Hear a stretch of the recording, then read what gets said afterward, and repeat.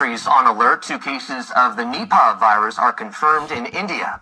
Nearly 200 people are in quarantine. Authorities in Thailand, Singapore, Hong Kong, and Malaysia have stepped up airport screening as a precaution. The CDC says it is monitoring the situation. Dr. Darian Sutton joins us now for more. Dr. Sutton, thank you for joining us. So what is this Nipah virus and what does it do to the body? Well, this is a viral infection, Perry, that comes with symptoms often starting as fever, headache, and sore throat, very much commonly like we experience many viral infections, but it can elapse into severe symptoms, respiratory distress, ultimately coma, and even death. And Perry, what's really important about this virus is that it has a high fatality rate, anywhere from 40 to 75%. That means the risk of dying from this can be as high as 75%. Now, that's dependent on the level of access within the country you experience it in, but it's reasons why neighboring countries around these outbreaks are upping their surveillance. Is it contagious? How contagious is it? And any treatments yet? It is contagious. In science, it's considered a zoonotic infection, which means that it can transmit from animals to humans. And it was first detected in 1998 among pig farmers in Malaysia, as this virus can be carried among pigs as well as fruit bats. It says it can be carried among pigs. You're not supposed to be dealing with those animals. Those animals are supposed to roam free and eat up the trash. But see, a lot of people don't want to listen when you tell them, stop eating the pork.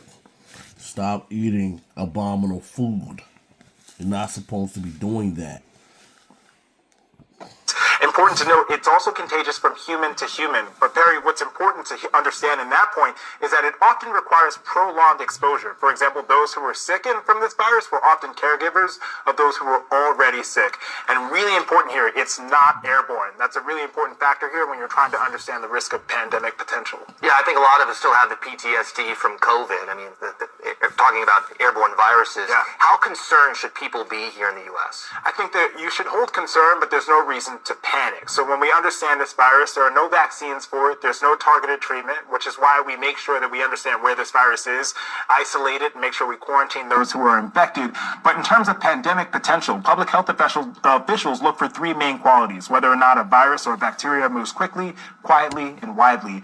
Very similar, for example, measles is a very efficient virus. This virus is not an efficient virus, so the pandemic potential overall is low, but the risk isn't zero. And with the United States pulling back partnerships with organizations like the World Health Organization and aid interrupted in countries in need, it makes our risk of missing some of these threats quite possible. And it's so important to understand that pandemics don't start as pandemics, they start as missed signals. So we'll continue to be following this with our ABC News Medical Unit. A deadly virus in India has neighboring